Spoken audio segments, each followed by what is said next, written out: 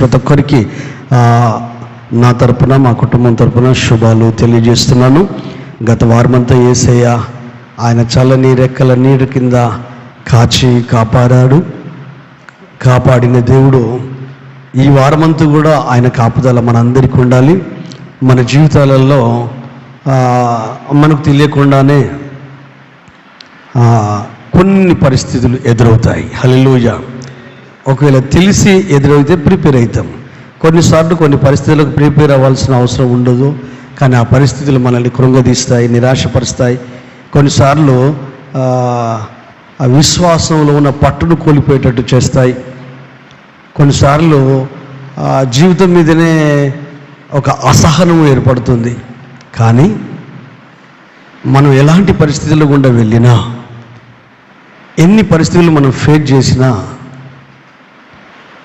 ఒకటి మాత్రం గుర్తుపెట్టుకోవాలి, నీలో ఉన్న దేవుని సన్నిధిని మర్చిపోవద్దు. హల్లెలూయా.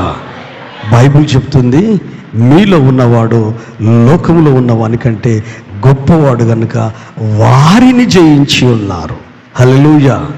అంటే లోకాన్ని నడిపించే శక్తులను, నీ మనసును నడిపించే శక్తిని, నీ అనుభవాన్ని నడిపించే శక్తిని, ఇవన్నీ దేవుని సన్నిధిని అనుభవించగలగాల, దేవునిలో ఎదిగేటట్టు చేయగలగాల. అలా కాకుండా అవి డిస్టర్బ్ చేస్తున్నాయంటే వాటిని అధిగమించే శక్తి నీలో నుండే వస్తుంది కనుక వాటిని ఓవర్కమ్ చేయగలగాల. హల్లెలూయా. గట్టిగా చప్పలు కొట్టి ప్రభువుని మహిమపరుస్తాం. దేవునికి మహిమ. చాలా జాగ్రత్తగా కొన్ని మాటలు, బైబిల్లో ఉన్న సత్యాలు, లేఖనాలలో ఉన్న సత్యాలు పరిశుద్ధాత్మ దేవుడు పౌలు ద్వారా ఒక మాట అంటాడు. ఈ యుగాంతమందున్న మనకు బుద్ధి కలుగుట కొరకు దృష్టాంతములుగా వ్రాయించి పెట్టాడు అని. ఏది? కొరింథీయులకు రాసిన మొదటి పత్రిక 10వ అధ్యాయము. చదవాల్సిన అవసరం లేదు కానీ చాలాసార్లు చదువుకున్నాము. నా అంశం అది కాదు, కానీ మొదటి వచనం నుండి ఇంచుమించు 10 వచనాల వరకు, సహోదరులారా, ఈ సంగతి మీకు తెలియకుండా నాకు ఇష్టం లేదు. మన పితరులు మేఘం కింద నడిచారు, మన పితరులు ఎర్ర సముద్రం మధ్యలో నడిచారు, మన పితరులు దేవుని సన్నిధిని అనుభవించారు. కానీ వారిలో అనేకులు దేవునికి ఇష్టలుగా లేకపోయిరి. అయితే నువ్వు నాకు నచ్చకపోయినా, నేను నీకు నచ్చకపోయినా పెద్ద సమస్య ఏమి లేదు. కానీ మనిద్దరం యేసయ్యకు నచ్చుతున్నామా, యేసయ్య మనిద్దరిని నచ్చుతున్నాడా అనేదే సమస్య. హల్లెలూయా. దీన్ని దాటివేస్తాడు సాతానుడు. దీన్ని ఎక్కువ పట్టించుకోలేడు దయ్యంగాడు. దేవుడు నిన్ను ఇష్టపడాలా, దేవుడిని నువ్వు ఇష్టపడాలా అంటే ఆయన ఇష్టంగా నీవు ఉండగలగాల. హల్లెలూయా. అయితే ఇజ్రాయేల్ ప్రజలు ఉండలేకపోయారు. సాతానుడు యేసయ్యకు నచ్చినట్టు నేను బ్రతకనివ్వడు, వాక్యానికి అనుగుణంగా జీవించనివ్వడు. అందుకే పరిశుద్ధాత్మ సహాయం కావాలి. ఈ దేవుని వాక్కులో ఉన్న గొప్ప శక్తి ఏంటంటే, బైబిల్లో వ్రాయించి పెట్టిందంతా వాళ్ళు అలా చేశారు, మీరు అలా చేయకూడదు. వాళ్ళు అలా చేస్తే వాళ్ళకి ఏం జరిగిందో అదే జరుగుద్ది. కనుక ఈ కాడవరి కాలంలో ఉన్న మనకు జ్ఞానోదయం కలగడం కొరకు, బ్రతుకులు మారడం కొరకే మనల్ని ఉద్దేశించే ఇవి వ్రాయించి పెట్టాడని పరిశుద్ధాత్మ దేవుడు పౌలు ద్వారా జ్ఞాపకం చేశాడు. ఇప్పుడు బైబిల్లో ఉన్న ప్రతి మాట మన క్షేమాభివృద్ధి కొరకే, గుర్తుపెట్టుకోవాలి మనం. హల్లెలూయా. దేవుని వాక్కు ఇక్కడున్న ప్రతి ఒక్కరి క్షేమాభివృద్ధి కొరకు చెప్పే, నా క్షేమాభివృద్ధి కొరకు, ప్రతి ఒక్కరి క్షేమాభివృద్ధి కొరకే ఈ దేవుని యొక్క ఆలోచనను గ్రంథస్థం చేయించాడు దూరదృష్టితో. మనమేం చేయాలి? మన మనసులో ఒకటి ఉండాలి, ప్రభువా నీ మాట నాకు క్షేమాభివృద్ధిని కలిగజేయాలి. ఇప్పుడు 23వ కీర్తన మనం పాడుకున్నాం, ఇప్పుడు పాడిన పాట అదే, ఆనందమే పరమాత్మ. 23వ కీర్తన అది. హల్లెలూయా. యెహోవాయే నా కాపరిగా అని ఒక పాట పాడుతుంది చూడు, మనం రెగ్యులర్గా పాతది. ఆ పాట ఎక్కడిదనుకుంటున్నారు మీరు? యేసన్న గారు ఒక కన్వెన్షన్లో అక్కడికన్నో గడ్డిలో కూర్చున్నాడు మసలామని. హల్లెలూయా, గొప్ప దైవజనుడు.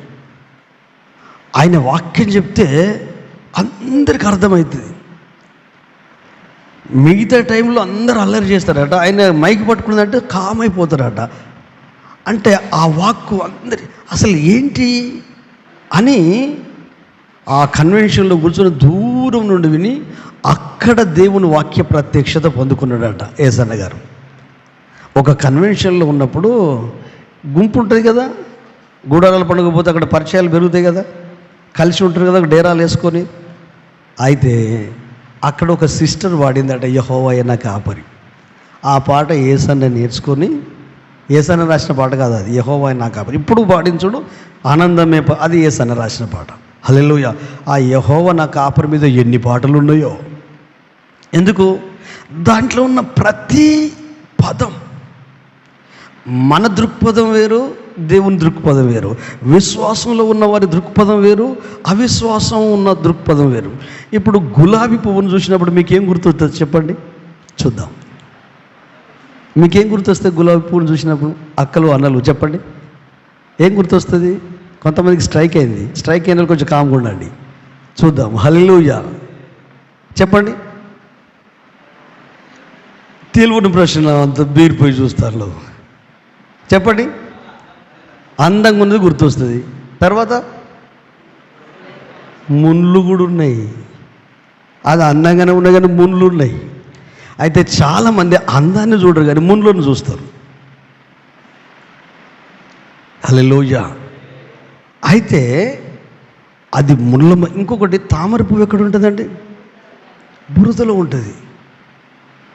కానీ బురద అంటదు. వేరే దగ్గర అది బతుకుద్దా? అసలు బతుకోదు. హల్లెలూయా.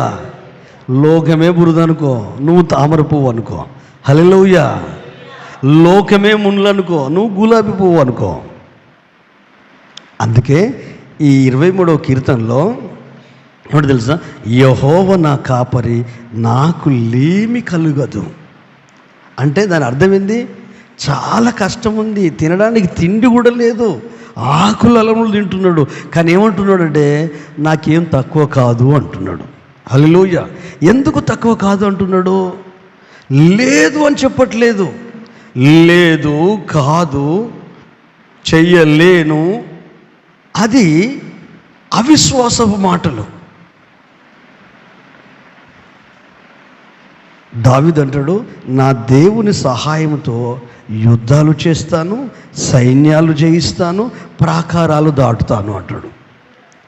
అంటే కాదు, లేదు అని లేదు అంటే లేదు అని ఉన్నది, కానీ దాన్ని మనం ఒప్పుకోకుండా దేవుని సమృద్ధిని ఒప్పుకోవాలి. అనారోగ్యం ఉంది, ఆయన ఆరోగ్యాన్ని ఒప్పుకోవాలి. దరిద్రం ఉంది, కానీ ఆయన ఆశీర్వాదాన్ని ఒప్పుకోవాలి మనస్ఫూర్తిగా. ఎందుకంటే మన థాట్, మన ఆలోచన అనేది ఒక సీడ్, విత్తనాలు. ఎక్కువ పట్టించుకోరు చాలామంది క్రైస్తవులు. అంటే దేవుని నమ్ముకొని పెద్ద చరిత్ర ఉంది ఇన్నర్ సైడ్. బైబుల్ అలాగే ఉంది. ఓ మనిషి, దేవుడు వెక్కిరింపబడ్డాడో నువ్వు ఏం విత్తుతావో అదే కోస్తావు. శరీరమును బట్టి విత్తువాడు క్షయమైన పంట కోస్తాడు, ఆత్మను బట్టి విత్తువాడు ఆత్మనే అక్షయ పంటను కోస్తాడు. నువ్వు మామిడి తోట పెట్టి జామ పండ్లు వెతికితే దొరుకుతుందా?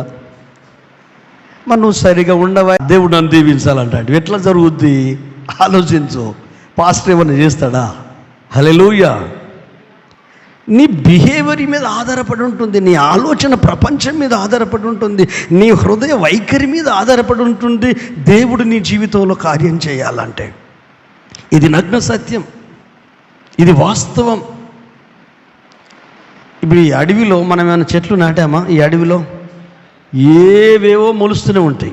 హల్లెలూయా. మరి మన పొలంలో మొలుస్తున్నాయంటే ఏం చేద్దాం? పొలంలో ఎందుకు మొలుస్తున్నాయి చెప్పండి, ఒక మాట తెలియకూడదా? అన్ని ముళ్ళతో పొలం, గచ్చ పొలం మొలుస్తాయి. ఎందుకు చెప్పాలి? వ్యవసాయదారులు చెప్పాలి ఎందుకు పొలంలో మొలుస్తున్నావు చెప్పండి. లాజిక్ ఏం లేదు. నువ్వు పంట నువ్వు దున్నుతలేవు, బీడు పడ్డది, పడావుకు వదిలిపెట్టేసినావు, అందుకే ఏది పడుతుంది పెరుగుద్ది. నీ హృదయమే పొలం. హల్లెలూయా. దీన్ని అడ్డదిడ్డంగా పడేసినావు, అడ్డగోలుగా పడేసినావు. డబ్బును పడేయవే, హల్లెలూయా, ఇంటిని వదిలిపెట్టవే. కానీ ఇంటికంటే, డబ్బు కంటే, భార్య కంటే, భర్త కంటే నీ హృదయం చాలా గొప్పది. సామెతల గ్రంథకర్త అంటాడు, నీ హృదయములో నుండి జీవధారలు బయలుదేరును. అన్నింటికంటే ముఖ్యంగా నీ హృదయమును భద్రపరుచుకున్నాము. హల్లెలూయా. అంటే ఒక 7 వారాల నగలు ఉన్నాయి అనుకో, ఇంట్లో పెట్టుకుంటారా అండి? పెట్టుకుంటారా? ఎక్కడ పెడతారు? చెప్పాలి. బ్యాంకులో. ఎక్కడ? బ్యాంకులో ఎక్కడ? లాకర్లో. హల్లెలూయా. అరే, మనుషులు దేనికి విలువిస్తున్నారో దాని గురించి పట్టించుకుంటున్నావు, కానీ నీ దేవుడు నీ హృదయానికి విలువిస్తున్నాడు, నీ మనసుకు విలువిస్తున్నాడు, నీ ఆలోచనకు విలువిస్తున్నాడు, నీ జీవితానికి విలువిస్తున్నాడు. దాన్నేమో అడ్డుగోలుగా పడాయి. వేటినైతే ముట్టుకోవద్దో వాటిని ముట్టుకుంటున్నావు, వేటినైతే ముట్టుకోవాలో వాటిని ముట్టుకుంటలేవు. గట్టిగా చప్పలు కొట్టి ప్రభువును మహింపరుస్తాం. హల్లెలూయా.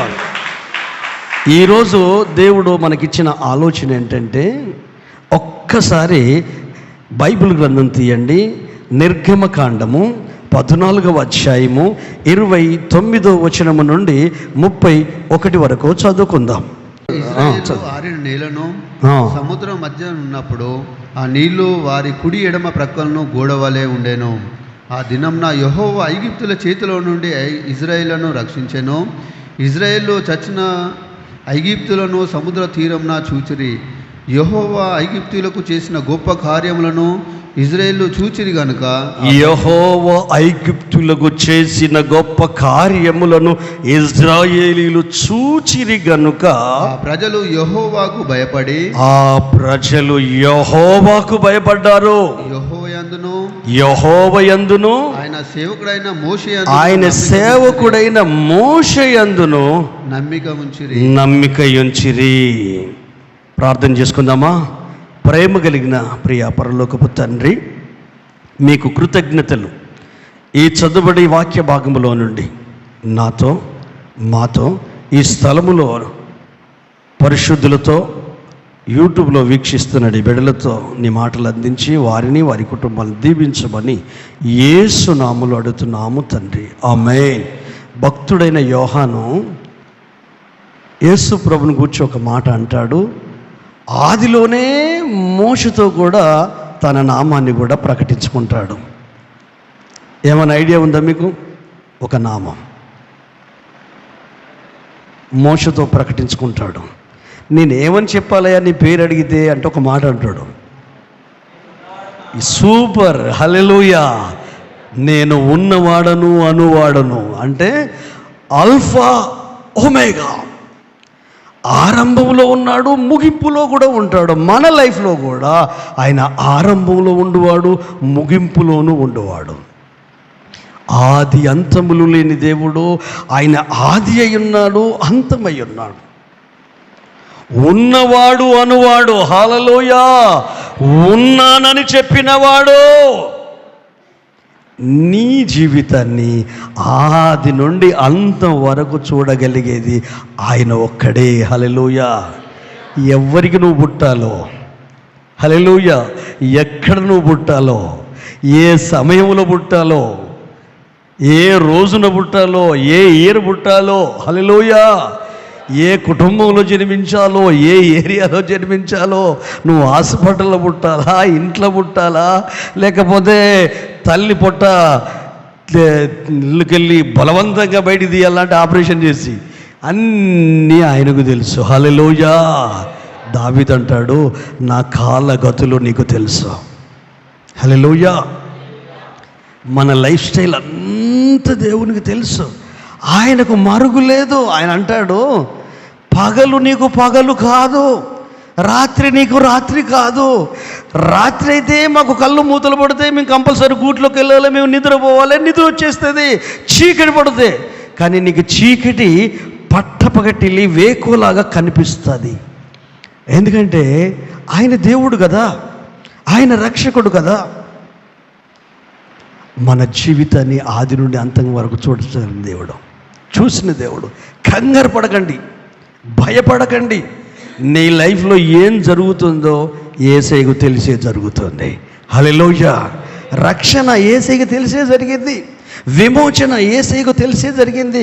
సాతాను చేతుల నుంచి బయటికి రావడం ఆయనే విడిపించాడు. ఇజ్రాయేలు ప్రజలు 430 సంవత్సరాలు బానిసత్వంలో ఇనుప సంఖ్యలో మ్రొక్కిపోయారు, యాతన పడ్డారు. చదువులు లేవు, వారికి కాలేజీలు లేవు, విద్య లేదు, బుద్ధి నేర్పే గురువులు లేరు. వాళ్ళు ఉదయం లేచిందంటే వెట్టి పని చేయాలి, ఇటుక పనులు చేయాలి, రాజుకు రాజ్యానికి సైనికులకు గులంగిరిగా బ్రతకాలి. బానిస బ్రతుకు అంటే ప్రాణమున్నా జ్ఞానమున్నా బలమున్నా వాళ్ళంతటా వాళ్ళు బ్రతకడానికి వీలు లేదు, స్వేచ్ఛ లేదు. ఈ తరానికి మనం ట్రాన్స్లేషన్ చేస్తే టోటల్ డెడ్ అగెనిస్ట్, అంటే స్వేచ్ఛను మిస్యూజ్ చేసుకుంటున్నాం. ఒక దరిద్రమైన ఒక వార్త ఈ మధ్యలో వినబడింది, తెలుసా మీకు? సుప్రీంకోర్టు తెలుసా మీకు? ఐడియా ఉందా? ఒట్టి వాక్యం ఏమిటల్లా, బయట విషయాలు ఏం తెలుసుకోవట్లేరా? హల్లెలూయా. పెళ్ళైన వ్యక్తికి అక్రమ సంబంధం ఉంటే దాన్ని ఇల్లీగల్ చేసేసారట. అంటే భర్త కానీ భార్య కానీ వాళ్ళకు నచ్చినలతో జీవించవచ్చు అని.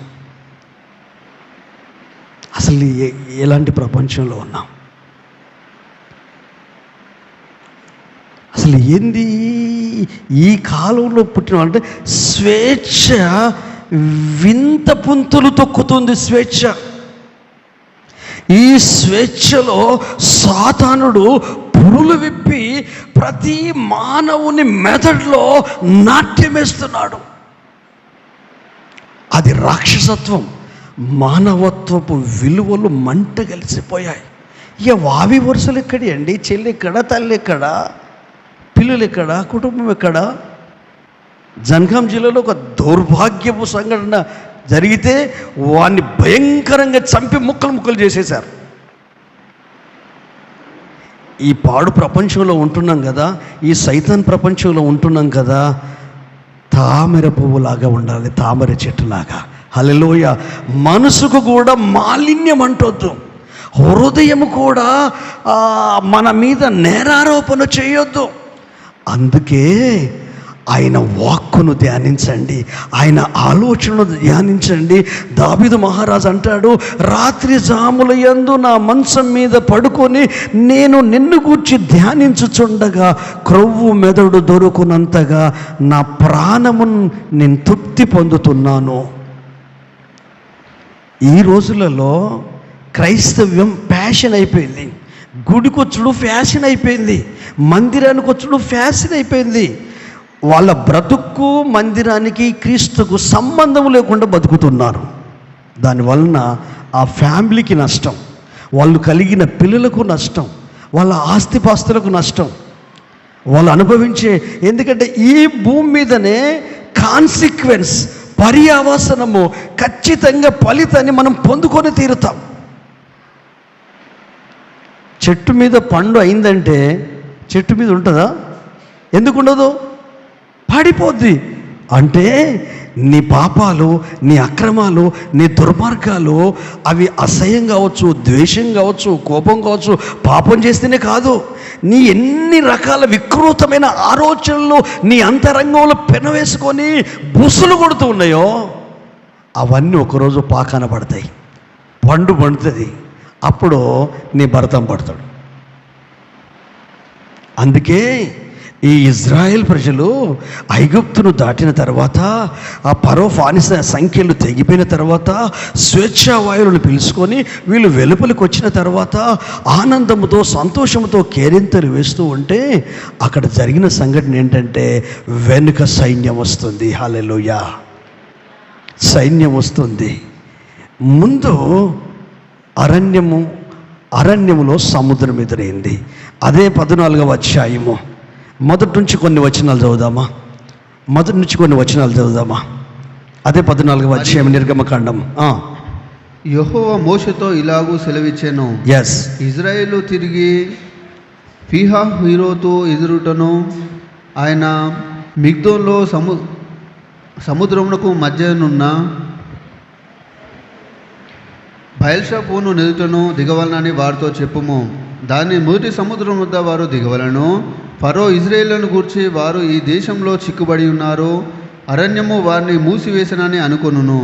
అయితే నేను ఫరో హృదయంను కఠినపరచెదను, అతడు వారిని తరమగా నేను ఫరో వలన అతని సమస్త సేవకులను మహిమ తెచ్చుకొందును. నేను యెహోవానని ఇజ్రాయేలు అందరూ తెలుసుకుందురనెను. వారు అలాగూ దిగిరి. ప్రజలు ఆమేన్, హల్లెలూయా. ఇక్కడ ఏంటంటే వీళ్ళు బయలుదేరి వెళ్తున్నప్పుడు ఈ ఫరో సైన్యం వీళ్ళు బయలుదేరినప్పుడు వీళ్ళు ఏమనుకుంటున్నారు తెలుసా? ఈ అరణ్యంలో వాళ్ళకు తవ్వ దొరకదు. అక్కడ ఒక పదం ఉంటుంది, వాళ్ళు చిక్కుబడి ఉన్నారు. అది ఏ వచనంలో ఉంది? చదువు, 2వ వచనమా? చదువు. వారు ఈ దేశంలో చిక్కుబడి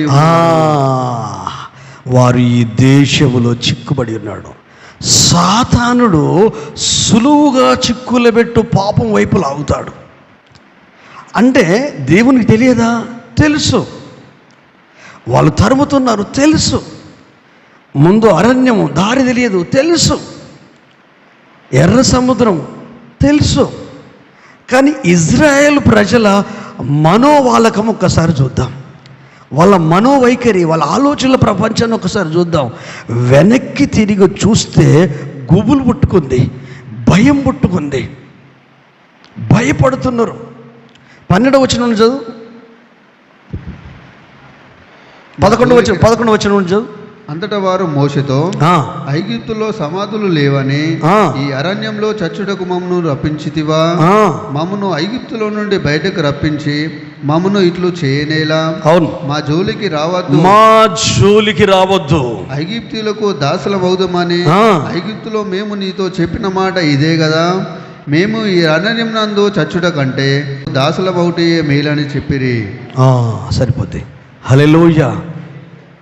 వాళ్ళు 430 సంవత్సరాల తర్వాత, వాళ్ళ తాత ముత్తాతల తర్వాత, వీళ్ళ కాలంలో, వీళ్ళ హయాంలో వీళ్ళు బయటపడి స్వేచ్ఛను, ఆనందాన్ని, సంతోషాన్ని, ఆరోగ్యాన్ని, ఆత్మీయ అనుభవాలు పొందుకొని వాళ్ళు ఆత్మతో, సత్యముతో, ప్రజలతో, ఫ్యామిలీతో, గొడ్డు గోదుతో బయలుదేరి బయటకు వచ్చేసారు. ఐగుప్తును దాటేశారు, అరణ్యంలో ఉన్నారు, దారి తెలియట్లేదు. ఇంకొంచెం ముందుకు వెళ్ళేసరికి ఎర్ర సముద్రం అడ్డొచ్చింది, వెనుక సైన్యం పరిగెత్తుకొని వస్తుంది. మరి వీళ్ళేం చేయాలి? వాళ్లకు కలిగిన కంటి ముందు వాళ్ళు అనుభవించే ఆ సిచ్యువేషన్స్ ఉన్నాయి చూడు, ఆ సిచ్యువేషన్లోనే ఈత కొడుతున్నారు, ఈతలో రాకపోయినా. అంటే వాళ్ళు డిస్టర్బ్ అయిపోయారు. దేవుని కుమారుడా, దేవుని కుమార్తె, నీకేం జరిగినా మెంటల్గా డిస్టర్బ్ కాకు. హల్లెలూయా. భార్య అయినా, భర్త అయినా, తల్లి అయినా, తండ్రి అయినా, పిల్లలైనా, తల్లిదండ్రులైనా, మెంటల్గా నువ్వు డిస్టర్బ్ అయినావు అనుకో, నీ కుటుంబం కొలాప్సే. బైబిల్ చెప్తుంది, యెషయా ప్రవక్త ప్రవచన రీతిగా చెప్తాడు. 26:3 వచనం చదవాల్సిన అవసరం లేదు. ఎవని మనసు నీ మీద ఆనుకొనునో వానిని పూర్ణ శాంతి గలవానిగా కాపాడుదువు, ఏలయనగా అతడు నీ యందు విశ్వాసముంచి ఉన్నాడు. కంటికి కనిపించిన సైన్యాన్ని బట్టి నువ్వు భయపడతావా? ఒంట్లో ఉన్న రోగాన్ని బట్టి భయపడతావా? ఇంట్లో ఉన్న సమస్యను బట్టి భయపడతావా? ఇంట్లో ఉన్న ఆర్థిక ఇబ్బందిని బట్టి, అప్పుల బాధను బట్టి భయపడతావా? సరే, భయపడితే అప్పుల బాధ తీరుద్దా? భయపడితే రోగం పోద్దా? భయపడితే ధైర్యం వద్దా? బైబిలే చెబుతుంది, పిరికివారు, అవిశ్వాసులు పరలోక రాజ్యానికి వారసులు కారు. పితరులు ధైర్యంగా ముందుకు వెళ్ళిన సందర్భాలు చాలామంది ఉన్నారు. దేవుని కొరకు ధైర్యంగా జీవించిన వాళ్ళం, దేవుని కొరకు ధైర్యంగా ముందు అడుగు వేసిన వాళ్ళం. 16-20 సంవత్సరాల లోపున్న దావీదు అభిషేకం ఉంది కనుక సైనికులకు లేని ధైర్యము, వాళ్ళ అన్నలకు లేని ధైర్యము, సౌలు రాజుకు లేని ధైర్యము అతనికి ఉంది. ఆ ధైర్యంతోనే గొల్యాతుని ఎదుర్కొన్నాడు. మరి నువ్వు ఆత్మీయుడు కదా, ఆత్మీయురాలు కదా, నువ్వు ప్రార్థన పరుడు కదా, ప్రార్థన పరురాలు కదా, ప్రభు నీలో ఉన్నాడు కదా, నీతో ఉన్నాడు కదా, ఆయన వాక్కు నీ లోపల నివసిస్తుంది కదా, కృపా సత్య సంపూర్ణుడైన యేసు క్రీస్తు వాక్యము రూపంలో నీ అంతరంగంలో, నీ మనసులో, నీ ఆలోచనలో సంచరిస్తున్నాడు కదా. నువ్వు డిస్టర్బ్ అవ్వడం ఏంటి? నువ్వు కంగారు పడడం ఏంటి? నువ్వు బాధపడడం? లోకాన్ని చూడకు, లోకంలో ఉన్న మనుషులు చూడకు, లోకంలో ఉన్న కుటుంబాలను చూడకు, ఇంకెవరు చూడకు, నిన్ను నువ్వు చూసుకోకు, నీ ఇంట్లో ఉన్న పరిస్థితులు చూడకు. వీటన్నిటిలో నిన్ను పేరు పెట్టి పిలిచాడే, నిన్ను రక్షణలోకి నడిపించాడే, నిన్ను మారు మనసులోకి నడిపించాడే, నిన్ను పరిశుద్ధాత్మలోకి నడిపించాడే, నీ పాప శాప రోగాన్ని బాపి నీకు నిత్య జీవాన్ని ఇచ్చాడే, నీ కష్టాలు గట్టెక్కించాడే, నడి సముద్రంలో నశించిపోతున్నానంటే ఆవలి తీరానికి నడిపించాడే, అద్దరికి నడిపించాడే, సాతాను కట్లాన్ని తెంపాడే, అపవాది శోధనలు తొలగించాడే, ఆర్థికంగా ఆత్మీయంగా దీవించి బలపరిచి విడుదలిచ్చి ముందుకు నడిపిస్తున్నాడే. ఆటంకం ఉంటుంది. ఎందుకో తెలుసా? తన మహిమేంటో నువ్వు చూడాలా, తన శక్తి ఏంటో నువ్వు చూడాలా, తన బలం ఏంటో నువ్వు చూడాలా. లోకానికి కూడా తెలియాలి, నీ చుట్టుపక్కల కుటుంబాలకు తెలియాలి, సంఘంలో ఉన్న వారికి తెలియాలి. నీవు ఆరాధిస్తున్న దేవుని మహిమేంటో నీ జీవితం ద్వారా, నీ కుటుంబం ద్వారా గుర్తించగలగాలని ఆయన ఆలోచన. నీ ద్వారా ఆయన నామాన్ని మహిమపరచుకోవాలని, తన బలాన్ని చూపించాలని, తన శక్తిని చూపించాలని, తన గొప్పతనాన్ని చూపించాలని. హల్లెలూయా. ఇప్పుడు ఇంత ఎందుకండి? నా హెల్త్ దెబ్బతింది. హల్లెలూయా. ఇప్పుడు మీరు మహిమపరచలేరా? అరే బ్లడ్ క్లాట్ అయినా ఇట్లా బతుకుని మనిషి అని. హల్లెలూయా. అదే నాకైతే రాత్రే చచ్చిపోదును. మెదడులో గలుసు కొట్టినట్టే మామూలు విషయమే అండి. ఆలోచించండి. ఎందుకంటే ఈ మెదడు నుంచే నరాలన్నీ వెంట్రుక వాసనగా సన్నని నరాలు, టెలిఫోన్ తీగల కంటే సన్నగా ఉంటాయి. అలాంటి నరాల ఇదే మానవుని దేహ నిర్మాణం. ఒకసారి సైన్స్ ఆ ఫోటో చూడండి. అప్పుడప్పుడు డాక్టర్ల దగ్గర పెడతారు. మానవ నిర్మాణం అంత నగ్నంగా ఉంటుంది. బ్యాక్ సైడ్ మొత్తం ఆ నరాలు ఎట్లుంటాయి ఒక్కసారి ఫోటో చూసుకోండి. ఒక్క నరం బ్లస్ట్ అయినా కథమే. ధైర్యము హీలింగ్ ఇస్తుంది. హల్లెలూయా. భయము రోగాన్ని రెట్టింపు చేస్తుంది. తలనొప్పులు వేస్తాడమ్మ, కుసకుస ఉంటారు. కడుపు నొప్పులు వేస్తే లేవరు, వాళ్ళకు 10 మంది పరిచయం చేయాలి. హల్లెలూయా. నీ వయసు ఏదైనా, నీ బలహీనతలు ఏదైనా ఫస్ట్ నువ్వు మనసులో అనుకో. హల్లెలూయా. నీ ఆలోచనలు అనుకో. ఆలోచనలు వీక్ అయితే ఇంకా వీక్ అయిపోతుంది శరీరం, రోగం ఇంకెక్కువైపోద్ది. హల్లెలూయా. మనసుకు పవర్ రిలీజ్ అవుతుంది. విశ్వాసమా, ధైర్యమా, అవిశ్వాసమా, భయమా? భయాలు మనిషిని చేతగాని వాళ్ళని చేస్తాయి. శ్రమ దినమున నీవు కృంగిన ఎడల నువ్వు చేతగాని వాడవైపోతావు. నీ బ్రెయిన్ కూడా పనిచేయదు, నీ జ్ఞానం కూడా పనిచేయదు, నీ అనుభవం కూడా పనిచేయదు, నీ తెలివి కూడా పనిచేయదు. చూసే వాళ్ళంతా తెల్ల ముఖమే చూసుకుంటారు. అరే ఈ మనిషికి జ్ఞానం లేదా, ఈ మనిషికి తెలివి లేదా, ఇట్లా మిస్బిహేవ్ చేస్తాడేంటి, అసలు బ్రెయిన్ ఏం వాడడా, ఈమె ఏం బ్రెయిన్ వాడదా, ఒట్టి మనిషేనా, ఒట్టి యంత్రమేనా, ఏం లేదా? కాదు, మనము సజీవులము. హల్లెలూయా. సజీవుడైన సన్నిధిని అనుభవిస్తున్న వాళ్ళము. వాళ్ళు భయపడ్డారండి, వాళ్ళు కలవరపడ్డారండి, వాళ్ళు కంగారు పడ్డారండి. కంగారు పడ్డప్పుడు, కలవరపడ్డప్పుడు 430 సంవత్సరాలు వాళ్ళకి అనుభవం లేదు, దేవునితో నడిచిన అనుభవం లేదు. యోసేపు తర్వాత దేవునితో కలిసి మాట్లాడిన అనుభవాలు లేవు. సేతు తర్వాత ఏనోసు తర్వాత ఆనోకు తర్వాత నోవాహు తర్వాత అబ్రహాము తర్వాత ఇస్సాకు తర్వాత యాకోబు తర్వాత యోసేపు తర్వాత వాళ్ళు 70 అన్నదమ్ములు అక్కడ ఐగుప్తులో ఉన్నారు. కానీ వాళ్ళ అన్నదమ్ముల సంతానం వాళ్ళంతా చనిపోయారు. కానీ వాళ్ళు కడుపున పుట్టిన పిల్లలు ఉన్నారు చూడు, వాళ్ళు బానిసలుగా బ్రతుకుతున్నారు. హల్లెలూయా. అజ్ఞానం వల్లనే బానిసలం. అజ్ఞానం వల్లనే, తెలివిని ఉపయోగించకపోవడం వల్లనే బానిసలం. మనసుకు పదును పెట్టకపోవడం వల్లనే బానిసలం. మనం ఎట్లా తయారైనామంటే అవతలోడు ఏం చెప్పినా తల ఇప్పుడు మొదలుపెట్టాం. నేను ఎన్నోసార్లు చెప్పాను, నేను చెప్పే వాక్యాన్ని కూడా బైబిల్లో అలా ఉందో లేదో అని పరిశీలించాలి. అదే సమయంలో నీ మనస్సాక్షిని కూడా నువ్వు అడగాలి. హల్లెలూయా. ఎందుకండి గంగిపు గోపాలు గరిటెడు చాలు, గాడిద పాలు కున్నాడు ఎందుకు? హల్లెలూయా. జీవిస్తే నిజంగా జీవిస్తాం, బ్రతికితే నిజంగా బ్రతుకుదాం. అజమార్హం అంటే అమరులం, అంటే చావులేని వాళ్ళం. అంటే చనిపోయినా కూడా అబ్రహాముని గురించి మాట్లాడుకుంటున్నాం, చనిపోయినా కూడా ఇస్సాకుని గురించి మాట్లాడుకుంటున్నాం, చనిపోయినా కూడా యాకోబుని గురించి మాట్లాడుకుంటున్నాం, పితరులైన భక్తుల గురించి మాట్లాడుకుంటున్నాం. చివరి తరంలో పుట్టిన మోషతో కూడా నీ తండ్రి దేవుడను, అబ్రహాము దేవుడను, ఇస్సాకు దేవుడను, యాకోబు దేవుడను, నీకు దేవుడనని పరిచయం చేసుకున్నాడు. అంటే వాళ్ళు చనిపోయి చాలా సంవత్సరాలు అయిపోయింది, మృతులైపోయారు. కానీ వారి విశ్వాసం చనిపోలేదు, వారి భక్తి జీవితం చనిపోలేదు, వారి క్రియలు చనిపోలేదు, వారి నిర్ణయాలు చనిపోలేదు. మనుషులు చనిపోయినా బ్రతికున్నప్పుడు జీవించిన జీవితం ఉంటుంది చూడు, అది రోజు మాట్లాడాలి.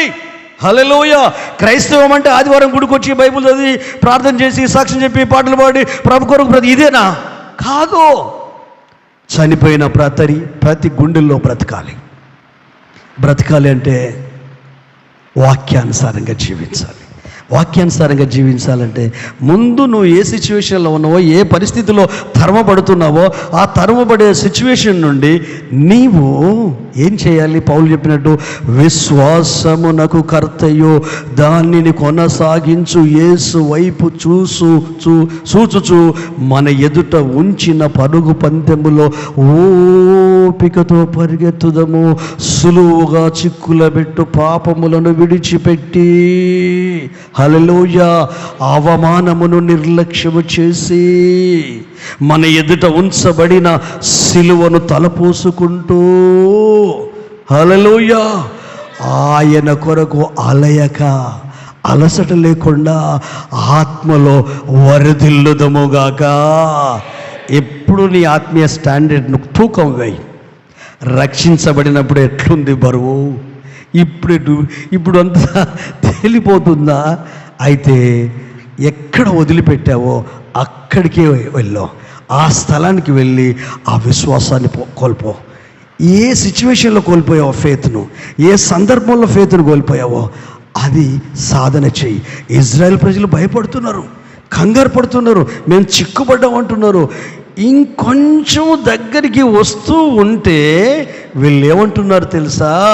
ఓ మోషే, నువ్వెందుకు వచ్చావయ్యా ఈ ఐగుప్తుకు?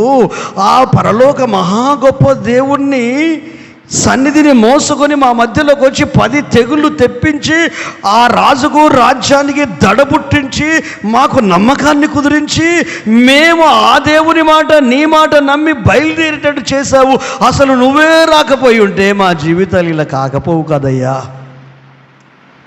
ఇంకొక మాట ఏమంటున్నారు తెలుసా? మా జోలికి రావద్దు. ఎవరిని అంటున్నారు? దేవుని ఆలోచన తీసుకుని వచ్చిన వ్యక్తిని. ఎవరిని అంటున్నారు?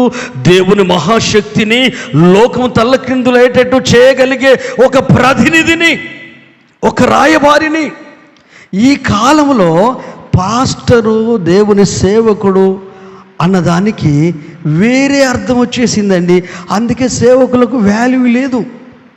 దాంట్లో సగం సత్యం ఉంది. ఎందుకు? ఒక్కరు సరిగలేకపోయినా అందరికీ అంటగడతారు. హల్లెలూయా. ఎన్ని చెట్లున్న తులసి చెట్టు వేరే కదండి. హల్లెలూయా. గంజాయి వనంలో తులసి చెట్టు వేరే కదండి. హల్లెలూయా.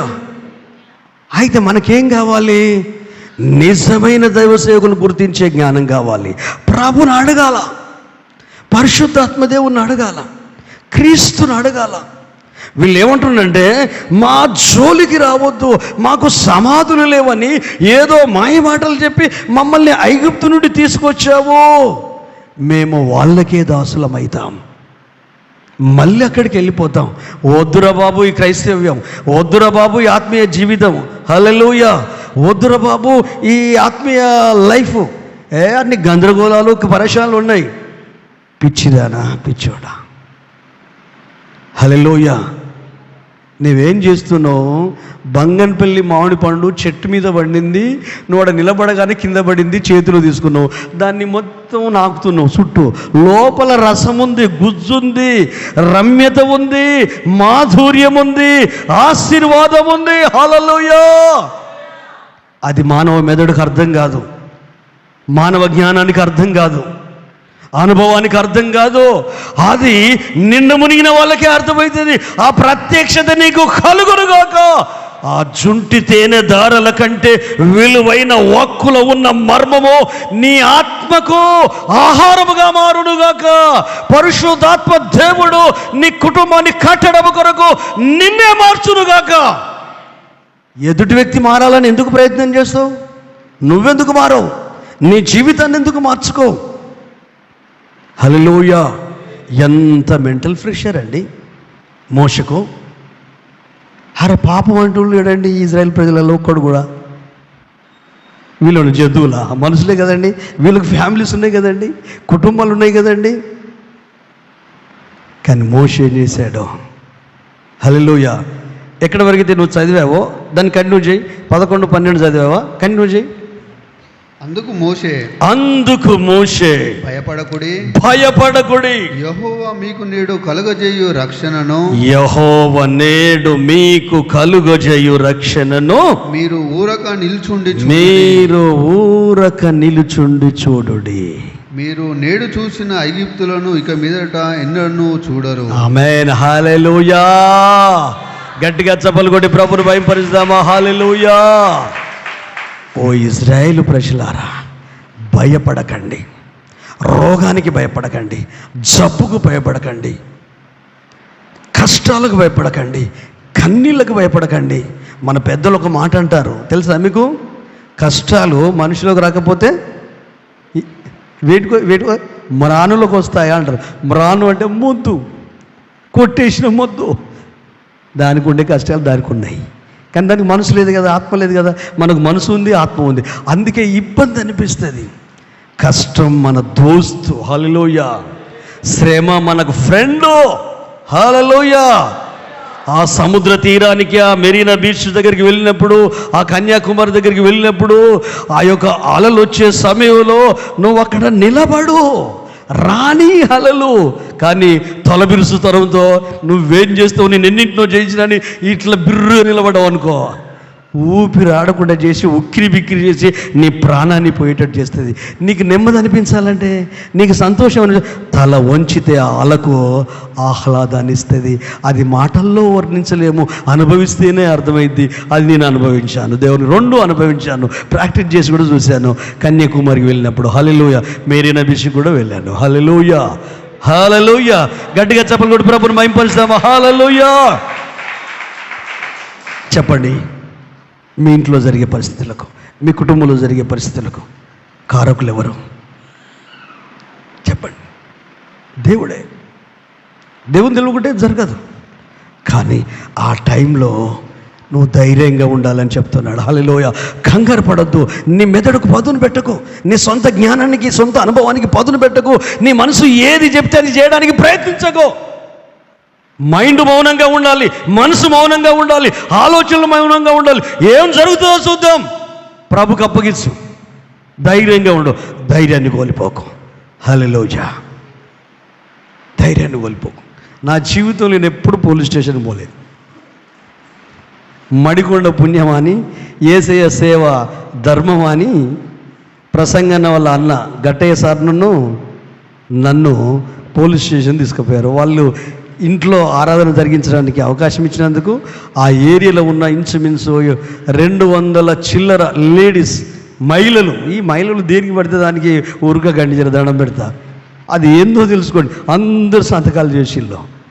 ఆ సంతకాలు చేస్తే తీసుకుపోయిన ఆరాధన అయిపోయినాక దాదాపు 10 గంటల నుంచి సాయంత్రం 5 గంటల దాకా పోలీస్ స్టేషన్లో ఉన్నాం. పోయిన 10 నిమిషాలు భయం అనిపించింది. ఒక గంట తర్వాత ఎవరో వీళ్ళకి ఛాయ్ తీసుకొచ్చి అన్నారు, అనగానే నిమ్మలం అయిపోయింది. అంటే ప్రాబ్లం ఏం లేదు. ఆరాధన అంతా ముగించుకున్నాక పెద్దయ్య గారు వచ్చినప్పుడు ఎస్ఐ శోభన్ కుమార్ అక్కడ ఉండేది. తర్వాత నందిరామ్ నాయక్ ఉన్నప్పుడు చెప్పి సౌండ్స్ బాక్స్లో వాడకండి అని చెప్పి పంపించారు. హల్లెలూయా. మనకు తెలియనప్పుడు ఏమనిపిస్తుంది? భయం అనిపిస్తుంది. మరి మనకు దేవుడు మన పక్షం ఉన్నాడు, మనలో ఉన్నాడు, మనం భయపడడం ఎందుకు? అందుకే ఇశ్రాయేల్ ప్రజలకు మా జోలికి రావద్దు అన్నా, మమ్మల్ని ఎందుకు ఇట్లా చేసావన్నా, మోసే మీరు ఊరక ఉండి చూడుడి, యెహోవా కలుగజేయు రక్షణను మీరు చూడుడి. దేవుని సేవకుల నోటి నుండి వచ్చే మాట అబద్ధమా? వాళ్ళ సొంత మాట అయితే అబద్ధం అవుతుంది. హల్లెలూయా. కొన్నిసార్లు సొంత మాట అంటే ఈ విశ్వాసులే అబద్ధం చేస్తారు. న్యూ ఇయర్లో ఒక కుటుంబం గురించి దేవుడు నాకు బయలుపరిచాడు. ఫ్యామిలీ అంతా చచ్చిపోవదామని ప్లాన్ చేసుకుంటున్నామని. ఒక 2 months బ్యాక్ వాళ్ళు నాకు ఫోన్ చేశారు. ఫోన్ చేసి మన సహవాసంలో ఉన్న వాళ్ళు, అంటే ఇక్కడ వాళ్ళు కాదు, మన 4 సెంటర్లలో ఒక సెంటర్. హల్లెలూయా. వాళ్ళు ఫోన్ చేసి, పాస్టర్ గారు నన్ను క్షమించాలి, మా ఆయన, నేను, 2 పిల్లలు చనిపోవాలనుకున్నాం, కానీ మీరు జ్ఞానవక్తు చెప్పినప్పుడు న్యూ ఇయర్ రోజు స్టేజ్ మీదకి వచ్చి సాక్ష్యం చెప్పడానికి మాకు ధైర్యం సరిపోలేదు. అంటే ఇంచుమించు ఒక 5 నెలలు పట్టింది ఆ బిడ్డకు ధైర్యం వచ్చి నాకు ఫోన్లో చెప్పడానికి. ఈ న్యూ ఇయర్కు నువ్వు చెప్పగలుగుతావా ధైర్యంగా? చెప్తా పాస్టర్ అనేది, చూద్దాం ఈ న్యూ ఇయర్కు. హల్లెలూయా. యేసయ్య నామానికి మహిమ కలుగునుగాక. హల్లెలూయా. ఎందుకంటే దేవుని వాక్కు, దేవుని ఆలోచన ఎప్పుడు అబద్ధం కాదు, ఎప్పుడు అబద్ధం కాదు. ఈ ప్రజల్ని ధైర్యంగా ఉండండి, యెహోవాను బట్టి, యేసయ్యను బట్టి ధైర్యంగా ఉండండి అని చెప్పాడు. వాళ్ళు ధైర్యంగానే ఉన్నారు, భయం కూడా స్టార్ట్ అయింది. హల్లెలూయా. ఈరోజు ఎన్ని రకాల భయాలలో ఉన్నావో నాకు తెలియదు, ఎన్ని రకాల సిచ్యువేషన్ నిన్ను తరుముతున్నాయో తెలియదు, ఎన్ని రకాల పరిస్థితులు నిన్ను చేతగాని వాన్ చేసాయో తెలియదు. కానీ అడుగడుగున మోషే మాత్రము యెహోవా స్వరమే వింటున్నాడు. హల్లెలూయా. ఈ 33 లక్షల మంది ఒకెత్తు అయితే మోషే ఒక్కడు ఒకెత్తండి. హల్లెలూయా. వీళ్ళందరి సమస్యలు ఆయన సమస్యలే, ఆయన కుటుంబ సమస్య ఆయన సమస్య, వీళ్ళందరి సమస్యలు ఆయన సమస్యలే. ఎవరన్నా మోషని అర్థం చేసుకుంటున్నారా? ఎవరన్నా ఆయన గురించి ఆలోచిస్తున్నారంటే ఎవరు ఆలోచిస్తలేరు. పైగా ఈ మాటలు అంటే ఆ మాటలు పని. అప్పుడు ఏం జరిగింది తెలుసా? ఇప్పుడు 29 నుండి 31 వరకు చదవండి. నేను ముగింపులోకి రాబోతున్నాను. హల్లెలూయా. అదే అధ్యాయం. అయితే ఇజ్రాయేల్లో ఆరిన నీళ్లను సముద్రం మధ్యనున్నప్పుడు ఆ నీళ్లు వారి కుడి ఎడమ ప్రక్కలను గోడవలె నుండెను. ఆ దినంన యెహోవా ఇజ్రాయేలును రక్షించెను. ఇజ్రాయేలు చచ్చిన ఐగుప్తీయులను సముద్ర తీరమున చూచిరి. ఇజ్రాయేలీలు చచ్చిన ఐగుప్తీయులను సముద్ర తీరమున చూసిరి. యెహోవా ఐగుప్తీయులకు చేసిన గొప్ప కార్యములను ఇజ్రాయేలు చూచిరి గనుక ఆ ప్రజలు యెహోవాకు భయపడి యెహోవా యందును ఆయన సేవకుడైన మోషే యందును నమ్మిక ఉంచిరి. ఆమేన్. హల్లెలూయా. వాళ్ళు ఒక పాఠం నేర్చుకున్నారు. ఏంటి అంటే, ఏ ప్రజలకైతే సైన్యానికైతే భయపడ్డారో, ఆ భయపడ్డ ఆ ప్రజలు ఉన్నారే, ఆ ప్రజలు భయభ్రాంతులకు గురయ్యారో, వాళ్ళ కళ్ళ ముందే సమాధిలో, నీళ్ళ సమాధిలో జల సమాధి చేయబడ్డారు. వాళ్ళని చూసినప్పుడు ఫస్ట్ ఆఫ్ ఆల్ ఒకటి కలిగిందంట ఇజ్రాయేల్కి. ఏం కలిగింది చెప్పండి? ఏం కలిగింది? చూసినప్పుడు ఏం కలిగింది? 29 వచనం. భయం. అంటే ఏం భయం? అది చదివితే తెలుస్తుందా? చదివేది చూద్దాం. అదే 29 వచనం. యెహోవా ఐగుప్తులకు చేసిన గొప్ప కార్యములను ఇజ్రాయేలు చూచిరి గనుక ఆ ప్రజలు యెహోవాకు భయపడి. ఒట్టి భయపడు అంటారు. ఇప్పుడు చెప్పండి, ఎవరికి భయపడరు? యెహోవాకు భయపడ్డరు. అప్పుడు భయం ఉందా? లేదు. అప్పుడు ఏమంటున్నారు పాస్టర్ని పట్టుకొని? మా జోలికి రావద్దు, మేము అక్కడనే చేస్తాం, మేము అక్కడనే బతుకుతాం. ఇప్పుడు ఏమంటున్నారు? యెహోవాకు భయపడ్డారు. హల్లెలూయా. యెహోవా వలన భయము ఐశ్వర్యాన్ని కలిగిస్తుంది. నువ్వు దేవునికి భయపడుతూ ఉంటే నీ కుటుంబ పరిస్థితులు చక్కబడతాయి, నీ ఇంటి పరిస్థితులు చక్కబడతాయి. నువ్వు మనుషులకు భయపడినంత కాలము నటించుకుంటూ బ్రతుకుతావు. మేనేజ్ చేస్తావు. ఒంటరిగా ఉంటావు చూడు, భయపడతావా? ఒంటరిగా ఉన్నప్పుడు రహస్య జీవితంలో భయపడతావా? అప్పుడు భయపడాలా, నా ప్రభు నాతో ఉన్నాడు. హల్లెలూయా. నువ్వు భయపడడం ప్రారంభించు. అలా భయపడిన యోసేపును ఐగుప్తుకు ప్రధానమంత్రిని చేశాడు. అలాగూ దైవ భక్తి కలిగిన దానియేలు సింహంలో ఉన్నప్పటికీ కాపాడబడ్డాడు. అలా భయపడిన షడ్రక్ మేషక్ అబేద్నెగోలు అగ్నిగుండంలో ఉన్నప్పటికీ అగ్ని బలం చల్లారిపోయింది. అలాంటి సమస్యల మధ్యలో నీవు ఉన్నావు. ఆ సమస్యలు ఎందుకు సద్దుమరుతులేవంటే నీ అంతరంగములో దైవ భీతిని కోల్పోయావు, దేవునికి భయపడడం మానేసావు, వాక్యానికి భయపడడం మానేసావేమో అది నీకే తెలుస్తుంది. హల్లెలూయా. నీ లైఫ్కే తెలుస్తుంది. నీ క్రియలు చెప్తాయి, నీ మాటలు చెప్తాయి, నీ ప్రవర్తన చెప్తాయి, నీ నిర్ణయాలు చెప్తాయి నువ్వు దేవునికి భయపడుతున్నావా లేదా అని. నీ లైఫ్ స్టైల్ చెప్తుంది. హల్లెలూయా. మీ కుటుంబంలో మీ పిల్లలు కూడా చెప్పగలుగుతారు. పిల్లలు మీరు అందరు కలుసుకొని సీరియల్ చూస్తాండ్రి. ఈ భయం ఎక్కడున్నట్టు అంటే మీరు ఏమనుకుంటున్నారు? ఇక్కడైతే పాస్టర్ లేడు కదా, వామ్మో డేంజర్, నాకు భయపడితే భక్తి చేయలేరండి, లేక సంఘస్థులకు భయపడితే భక్తి చేయలేరండి.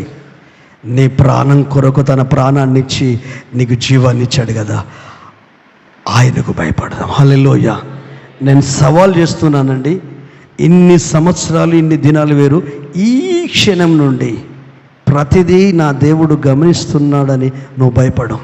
నువ్వు యోసేపులాగా జీవిస్తున్నావు, నువ్వు దానియేలులాగా జీవిస్తున్నావు, నువ్వు షడ్రక్ మేషక్ అబేద్నెగోలా జీవిస్తున్నావు. అయితే అగ్నిగుండాలు వస్తాయి, భయపడకు. ప్రభుకు భయపడుతున్నావు కదా, సింహంలో వస్తాయి. నువ్వు దానియేలులాగా జీవిస్తున్నావు, ఏం కాదు.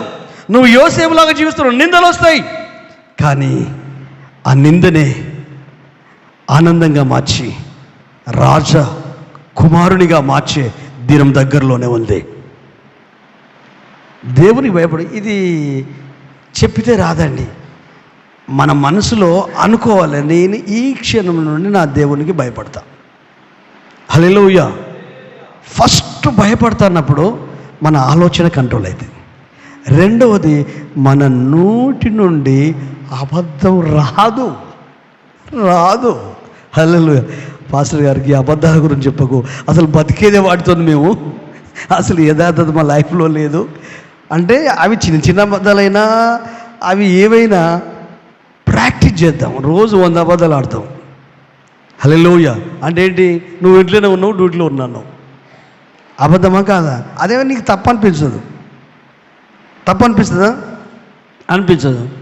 నువ్వు ఎక్కడో ఉన్నావు, నీ ఫంక్షన్లో ఉన్నావు, ఫంక్షన్కే పోలే, నువ్వు ఫంక్షన్కే వెళ్తావు కానీ ఫంక్షన్కి పోలే, ప్రయాణంలో ఉన్నావో, టీ తాగుతున్నావో, చెప్పు, నష్టం ఉన్నది. కొంతమంది భార్యకు భర్తకు ఫోన్ ఉంది కదా, లొకేషన్ పెట్టుకుంటారు, ఎక్కడ పోయినా చూపిస్తూ ఉంటుంది. ఇదేంటిది? అపనమ్మకం. నమ్మకం లేకపోతే ఒక అడుగు బయట వేయలేము. ఇక లోపల దోలి తాళం వేసి పెట్టిగా పోయి వెళ్ళిపోవాలి.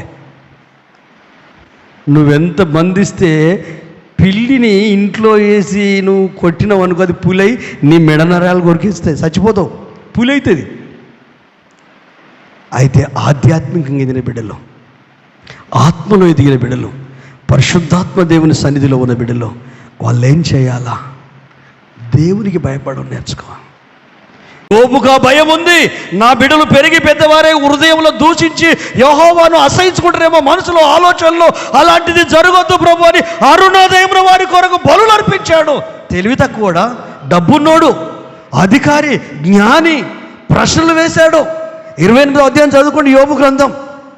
ప్రశ్నలు, చాలా ప్రశ్నలు, పవర్ఫుల్ ప్రశ్నలు, ప్రపంచానికే సవాలు ఆ ప్రశ్నలు. శాస్త్రవేత్తలకు అందరినీ ప్రశ్నలు వేశాడు, దేవునికి వేశాడు.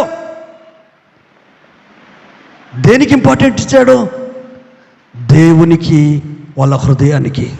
ఓ తండ్రులారా, తల్లులారా, ఆస్తిపాస్తుల కంటే వారి హృదయాన్ని దేవునికి ఇచ్చేయండి. మొన్న బర్త్డే రోజు చెప్పాను, తండ్రుల గురించే చెప్పాను. బర్త్డే రోజు ఫాదర్ స్పిరిచువల్గా దైవికంగా ఉండాలి, హస్బెండ్ స్పిరిచువల్గా దైవికంగా ఉండాలి. మనం పురుషులం కదా, మనం కరెక్ట్ ఉంటే వీళ్ళు స్త్రీలు కదా, వీళ్ళు సరైపోతారు. లేకపోతే మనం లోకు అవుతాం, ఆడుకుంటారు. హల్లెలూయా. మరి ముఖ్యంగా దైవ పిల్లలం మనం. ఈరోజు పరిశుద్ధాత్మ దేవుడు నువ్వు జర్నీలో ఉన్నావు అని చెప్తున్నాడు. మనం యాత్రికులము, పరదేశినం. పరమకానానికి ఈ భూమి మీదనే మనం యాత్ర కొనసాగిస్తున్నాం. ఈ లోకము సాతాని అందుంది, దుష్టుని అందుంది. మనము దేవుని సంబంధం కాబట్టి దేవుని అందున్నాం. దేవుని అందున్న మనల్ని, మన కుటుంబాన్ని దుష్టుడు ముట్టడు. ఎప్పుడు? ఆయనకు భయపడ్డప్పుడు. మనుషులకు భయపడుతూ తప్పు చేయడానికి ఎలా చూస్తున్నారేమో నేను తప్పు చేస్తుంటే, లేకపోతే నా ఫోన్ రికార్డింగ్ ఉన్నదేమో, లేకపోతే చాటింగ్ ఎవరైనా చూస్తున్నామో మనుషులకు భయపడతావు, ఆయనకు భయపడు. నిజంగా మనిషిగా నీ విలువను నువ్వు కాపాడుకో. అసలు ఎంత నెమ్మది ఉంటుందంటే అసలు అది అనుభవిస్తేనే అర్థమవుద్దు, మాటలలో చెప్పలేం. చిన్న చిన్న పొరపాట్లు చాలా ఉన్నాయి, సులువుగా చిక్కులు పెట్టే పాపాలు చాలా ఉన్నాయి, చాలా ఉన్నాయి. లోకమిచ్చే తేనె పట్టును కాళ్ళతో తొక్కి ఈ భూమి మీదనే ఈ పరలోకాన్ని అనుభవించాలి. ఈ భూమి మీదనే మనం ఆయనతో కలిసి నడవగలగాల. అబ్రహాము నడిస్తే మనం నడవలేమండి? యోబు జీవిస్తే మనం జీవించలేమండి? యేసుక్రీస్తు మాదిరిగా అడుగుజాడలు నిలిచి ఉంచిపోయాడు కదా, ఆ అడుగుజాడల్లో మనం నడవలేమండి? త్రియేక దేవుడైన పరిశుద్ధాత్మ దేవుడు మనలో ఉండి మనల్ని నడిపించగలుగుతాడండి. ఆది సంఘంలో ఉన్న భార్యాభర్తలకు భయం లేదు, ప్లాన్ చేసుకున్నారు. పిచ్చి మొహాలు, ఇల్లు భూములు అన్నీ అమ్మారు. అమ్మిన తర్వాత దేవునికి ఇవ్వకుండా కొంచెం ఇంట్లో దాచిపెట్టుకున్నారు. ఈ పేతురు పాస్టర్కి ఏం తెలుసు అనుకున్నారు. అమ్మాయిని అడిగాడు, అమ్మా ఇంతకీ అమ్మారా? అవునయ్యా ఇంతకీ అమ్మాయమయ్యా. అమ్మో, అబద్ధం కూడా నిజం చెప్పినట్టు చెప్తారంటే కొంతమంది. ఇక మనకు అబద్ధం అంటే మనకు తెలియదు, అంత టాలెంట్ వాళ్ళు. సైతాన్ దూతులు వాళ్ళు. దయ్యం అంటే కోపం వస్తాయి కదా, వాళ్ళు ఎవరు? సైతాన్ దూతులు. అవి చంపేటి, ప్రాణం తీసేటివి, కుటుంబాన్ని సర్వనాశనం చేసేటివి. ఎక్కువ ఈ ఆడలతోనే ప్రాబ్లం. అబద్ధాలంటే వీళ్ళ తర్వాతనే ఈ మొగోళ్ళు. కొన్నిసార్లు వాళ్ళని మించి ఆడుతారు వీళ్ళు. హల్లెలూయా. మీరందరూ మనుషులు కావచ్చు, నేను చెప్తున్నాను, నా అభిప్రాయం చెప్తున్నాను. అలాగని మీరు అలా ఉన్నారని నేను అనను, కానీ మీ అంతరాత్మకు తెలుసు, మీ అంతరంగంలో ఉన్న దేవునికి తెలుసు, మీ మనసుకు తెలుసు, మీ ఆలోచన తెలుసు. ఈరోజు దానికి ఫుల్ స్టాప్ పెడదాం. కష్టమవుద్ది చాలా. ఇప్పుడు నువ్వు కరెక్ట్ జీవించాలంటే నీకు తెలియకుండా నీ కుటుంబం నిన్ను ఒంటరి చేస్తుంది, నీ భార్య నిన్ను ఒంటరి చేస్తుంది, నీ భర్త నిన్ను ఒంటరి చేస్తాడు. భావాలలో, ఆలోచనలో, అభిప్రాయాల్లో నీ ఫ్యామిలీ, నీతో ఉన్న ఫ్రెండ్స్ కూడా నీకు దూరం అవుతారు. నిన్ను ప్రాణంగా ప్రేమించే వాళ్ళు కూడా దూరం అవుతారు. సంఘంలో కూడా నీకు అంత విలువ ఇవ్వరు. No problem. మనుషుల విలువ మనకి ఎందుకండి? తిండి పెడుతుందా అది? హల్లెలూయా. ఆరోగ్యాన్ని ఇస్తుందా? మరణం నుండి జీవంలోకి నడిపిస్తుందా? ఆయనతో నీ ఉంటే, నీతో ఆయన ఉంటే లోకము నీ వెంట ఉంటుంది. నీ కుటుంబంకు లైన్ కడతారు, క్యూ లైన్ కడతారు. ఎలా నువ్వు దీవించబడగలుగుతున్నావు, ఎలా నువ్వు ఇలా బ్రతకగలుగుతావు? ఇన్ని కష్టాల్లో, ఇన్ని సమస్యల్లో ప్రభువు వదిలిపెట్టకుండా యోబులాగా హత్తుకొని ఆయన నామాన్ని గణపరుస్తూ, ఆయనకు భయపడుతూ, ఆయన చెప్పిన విషయాలు భౌతికంగా లిటరల్గా చేస్తూ, దైవికంగా విశ్వాసాన్ని, ప్రేమను క్రియలలో పెట్టి ఎలా బ్రతకగలుగుతున్నారు మీరు? ఆ సీక్రెట్ మాకు చెప్పరా? మాకు కష్టాలు ఉన్నాయని మిమ్మల్ని సజెషన్ అడుగుతారు. ప్రభును మహిమపరచడానికి మీ ద్వారా ఆయన నామానికి మహిమే రావాలి, ఘనతే రావాలి, ఆయన శక్తి ఎంతో రుజువు చేసుకోవాలి. ఆ తర్వాత సముద్రంలో పడిన ఆ జనాలు చూసినప్పుడు, సైన్యాన్ని చూసినప్పుడు లోకమంతా మాట్లాడుకున్నారు, ఇశ్రాయేలు దేవుడు మామూలు దేవుడు కాదు, ఫరో రథములను సైన్యములను సముద్రంలో ముంచి వేశాడు. వాళ్ళు సాహసం చేశారండి. విశ్వాసులు నడిచినట్టు, ఈ దేవుని ప్రజలు నడిచినట్టు, గొర్రెపిల్ల రక్తం చేత విమోచించబడిన వాళ్ళు నడిచినట్టు వాళ్ళు సముద్రంలో నడవడానికి ప్రయత్నం చేశారండి. వాళ్ళకి ఏమన్నా దేవుడు ఉన్నాడా అండి? దేవుడు చెప్పాడా? వీళ్లకు మోషే చెప్పాడు, మోషకు దేవుడు చెప్పాడు. అంత క్లిష్ట పరిస్థితిలో, కష్టకాలంలో, అంత అవమానాల మధ్య అంత బ్లేమ్ చేస్తూ ఉంటే, ఒరే నాయన నువ్వు నాకు మొరపెట్టకురా బాబు, నువ్వు చేతిలో ఉన్న కర్రను చాపు అనగానే వాళ్ళ ముందే కర్రను చాపాడు. కర్రను చాపితే అక్కడ చదువు తమ్ముడు, కంటిన్యూ చేయి, ముందుకు చదువు, వదిలిసిన భాగం నుండి ఎక్కడి వరకు చదివో అక్కడ నుంచి కంటిన్యూ చేయి. నేను ముగింపులోకి వస్తున్నాను, ఇంకొక 5 నిమిషాలు ముగించబోతున్నాను. యెహోవా మీ పక్షాన యుద్ధం చేయను, మీరు ఊరగే నిలిచి ఉండుడని వారితో చెప్పాను. అవును. అంతలో యెహోవా మోషేతో, నీవేలా నాకు మొరపెట్టు, నీవు నాకెందుకు మొరపెడుతున్నావు, సాగిపోవుడి అని ఇజ్రాయేలుతో చెప్పుము. నీవు నీ కర్రను ఎత్తి ఆ సముద్రం వైపు నీ చేయి చాపి దాని పాయలుగా చేయము. అప్పుడు ఇజ్రాయేల్ సముద్రం మధ్యను ఆరిన నేల మీద నడిచిపోదురు. అవును. ఇదిగో నేనే ఐగుప్తీయుల హృదయములను కఠినపరచుచుదును, వారు వీరిని తరుముదురు. నేను ఫరో వలన అతని సమస్త సేవకులను, అతని రథం వలన అతని గుర్రపు రౌతులను నాకు మహిమ తెచ్చుకొందును. నేను ఫరో వలన అతని రథముల వలన అతని గుర్రపు రౌతుల వలన మహిమ తెచ్చుకున్నప్పుడు నేను యెహోవానని ఇజ్రాయేలు తెలుసుకొందురనెను.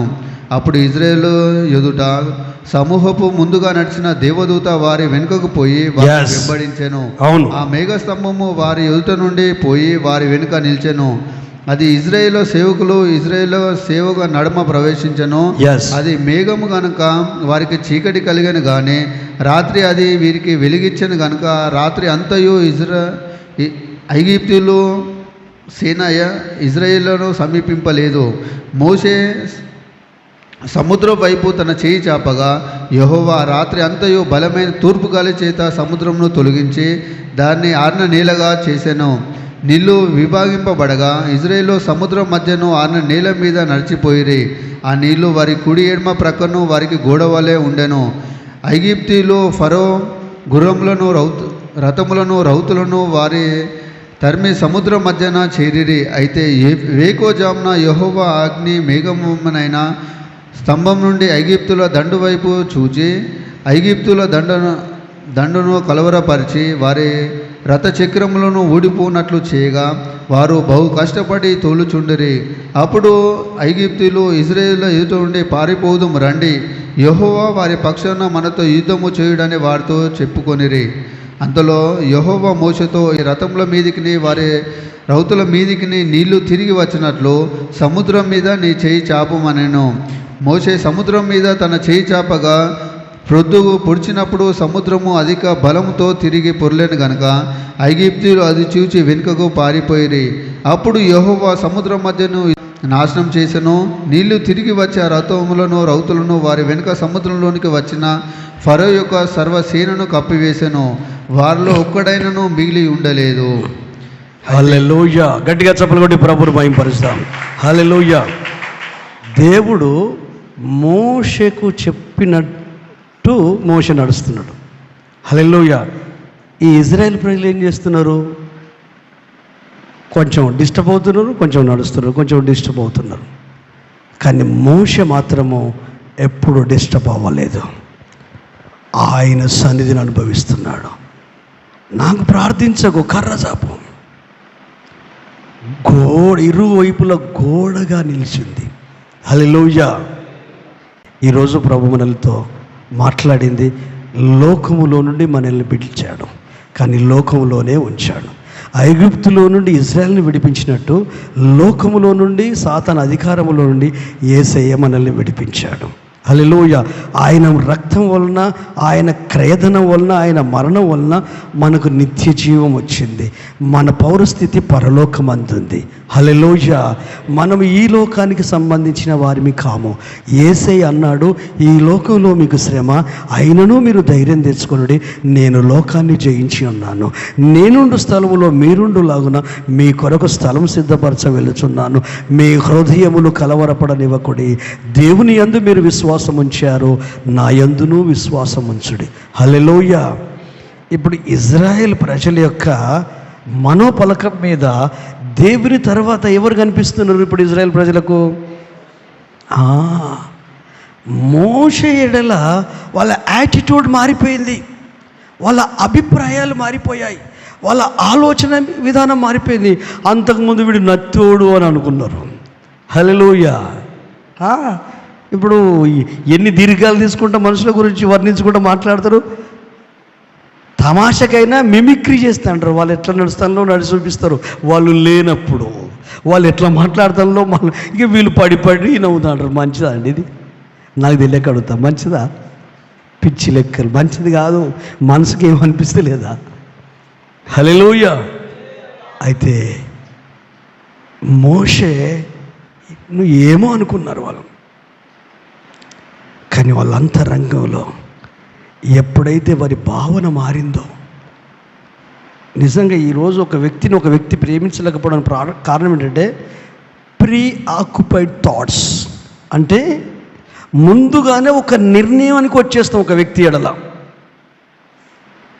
ఎప్పుడు అట్లా రాకండి. ఆ ఎదుటోళ్ళు వాళ్ళు ఎట్లున్నారో దేవుడు ఎరుగు తర్వాత సంగతి, కానీ మీరు మాత్రం నెమ్మదిగా ఉండరు, సంతోషంగా ఉండరు. ఎందుకంటే వారిని గురించిన ఆలోచన అట్లా నాకు తెలియనప్పుడు చాలాసార్లు బాధపడేది. ప్రభు నాకు ఒక్క మాట నేర్పించాడు. హల్లెలూయా. నువ్వు ఆనందంగా ఉండాలంటే, ఆరోగ్యంగా ఉండాలి, నీ సమక్షంలో ఏది లేదో ఎవరు లేరో వాటిని గురించి కానీ వారిని గురించి కానీ ఆలోచించకు అని చెప్పాడు దేవుడు. ఇప్పుడు మీ ఎదుట నేనున్నాను, నా ఎదుట మీరున్నారు, అంతే కదా, సమక్షం అంటే అంతే కదా, ముందే కదా. ఇప్పుడు మనం ఆలోచించుకోవచ్చు, ఎప్పటి వరకు ఈ ఆరాధన అయిపోయేంత వరకు ఆలోచించుకోవచ్చు. ఇప్పుడు ఇంటికి పోయినాం అనుకో, కొంతమందిని మోసుకొని పోతాం ఇంటికి, మనసులో అన్నం తింటప్పుడు వాళ్ళే గుర్తొస్తారు. ఏమది ఉండదు. ఎందుకు వాళ్ళు గుర్తొస్తారు? అంతకుముందు ఏమో అన్నారట. ఎందుకు గుర్తొస్తారు? వాళ్ళ ఫ్యామిలీ మెంబర్స్ అయినా అవ్వచ్చు, కుటుంబ సభ్యులు. నువ్వు ఒంటరిగా ఉన్నావు, నువ్వు బైబిల్ ధ్యానమో చేస్తున్నావు, ప్రార్థనలో ఉన్నావు, అప్పుడు వీళ్ళందరూ నువ్వు ఎందుకు గుర్తు చేసుకోవాలి? నీ సమక్షంలో అంటే నువ్వు ఒంటరిగా ఉన్నా, నీ సమక్షంలో లేని మనుషులు, పరిస్థితులు, సంఘటనలో వీళ్ళు మొదటి నిండా పెట్టుకుంటారు. నెమ్మది ఎక్కడ ఉంటుందండి? వీళ్ళు ఏమంటున్నారు? వీళ్ళు ప్రయాణంలో ఏమంటారు? వీళ్ళ ఆలోచన తెలుసు కదా, ఎవరిది? ఇజ్రాయెల్ ప్రజలు. ఈ పరలోకపు మన్నా చవిచారము లేని ఈ మన్నాను తినాలా మేము? అరే నాయన, నీకు రోగం లేకపోవడానికి ఆ మన్నేరా కారణం. నీవు స్నానం చేయకపోయినా చెమట కంపు రాకపోవడానికి ఆ మన్నేరా కారణము. నీ కాళ్ళు అరగకపోవడానికి కారణం ఆ మన్నేరా. నీ చెప్పులు అరగకపోవడానికి కారణం మన్నే. నీ వస్త్రాలు పెరగడానికి కారణం మన్నే. ఒకే డ్రెస్సు, స్నానము లేదు. కానీ ఇప్పుడు పర్ఫ్యూమ్ కొట్టుకున్నా కూడా దాని పవరు అర్ధగంట గంట ఉంటుంది, ఆ తర్వాత చెమట కంపే. ఎంత అద్భుతం అండి! యెహోవాను కలిగిన జీవితాలు, యెహోవా దేవుడు కాగల జనులు, వీళ్ళు పరలోక ప్రయాణంలో ఉండి, వీళ్ళు ప్రభు బిడ్డలయ్యి, వీరు మేఘం కింద ఉండి, వీరు ఎర్ర సముద్రం దాటి, వీరు బాప్తిసం పొందుకొని, వీరు పరలోక మన్నాను పూజించి, బండ నుండి నీళ్లు తాగి, వీళ్ళు ఐగుప్తును మర్చిపోతలేరు. బైబిల్ చెబుతుంది, వాళ్ళ హృదయములో ఐగుప్తునకు పోగోరు వారై. అంటే మీ సమక్షంలో ఏముందో దాని గురించి ఆలోచించు. ఇప్పుడు ఇంటికి వెళ్ళగానే భోజనం చేస్తారండి మీరు? చేస్తారా? చేస్తారు. ఇప్పుడు అన్నం ముందు పెట్టుకొని ఏం ఆలోచిస్తావు? దీని గురించి ఆలోచించు. 32 పళ్ళ కింద నమ్మలాలే, మింగొద్దు. మింగితే పొట్ట పెరుగుద్ది, నమ్మలాలి. నమ్మితే టేస్ట్ ఉండదు కదా, రుచి లేకపోని ఒంటికి మంచిది. పనులు లేని వాళ్ళు నెట్టేస్తాడు. మీ పొత్త పెరగడానికి అదే కారణం, అక్కలు అయ్యలు, వేరే ఇంకేం లేదు. హల్లెలూయా. నములు ఏమి ఆలోచించకు అన్నం తినేటప్పుడు. ఎందుకు? నీ సమక్షంలో ఫుడ్ ఉంది. ఈ పిచ్చి దేవతుంటుంది తల్లిలో భార్య, ఈ అన్నం ముందు పెట్టి ఏదో చెప్తుంది, దౌడపండు కొట్టుల్ని. ఎందుకు చెప్పనా? మీకే తిన్న ఇంటికి పట్టాలి అవుద్దండి. మీకు పొద్దంతా పోయి వస్తారు, ఇంటికి రాగానే అన్నం ముందు పెట్టి పక్కకు కూర్చొని, కర్రీ వేయడానికి, అన్నం వేయడానికి కాదు, సుప్రభాతం చదువుతుంది. ఆయన ఏం చేస్తాడు? మీ ఆయన ఏం చేస్తాడు? ప్లేట్ ఎత్తిస్తాడు. ఈయన కూడా బుద్ధి ఉండదు. అన్నం అది ఫుడ్డు చిన్నయే. అందుకే మీ సమక్షంలో ఏదైతే లేదో ఆ క్షణం నుండి మర్చిపోవడం అలవాటు చేసుకోండి. వెనుక ఉన్నవి మరిచి ముందున్న వాటి కొరకు వేగిరపడదాం. వేగిరపడదాం. ఈ రోజు నుండి అది చేయండి. ఆర్థిక ఇబ్బంది అయిందా, అప్పుల బాధ, నువ్వు ఆలోచిస్తే అప్పులు పోతాయండి. నువ్వేం చేయొచ్చు, అప్పు తీర్చే మార్గం ఆలోచించు. అప్పు తీర్చే మార్గం. ఎన్ని అప్పులున్నా మటన్ చికెన్ మాత్రం వారానికి 3 సార్లు తెచ్చుకుంటారు. అది బంద్ చేయి. మీకు తాతో తండ్రో బామ్మో లేకపోవచ్చు, నేను చెప్తానా, ఒరే నాయన కాలు చేత పిల్లలు ఉన్నారు, కళ్ళు పెద్దవి చేసుకో, కడుపు చిన్నది చేసుకో. పిల్లలు పోని కుటుంబం ముందు మాత్రం 3 పూటలు తినాలి. Very danger. క్రైస్తవుడు గుడికి వెళ్ళిపోడు కాదు, భూమి మీద నువ్వు బ్రతుకుతున్నావు.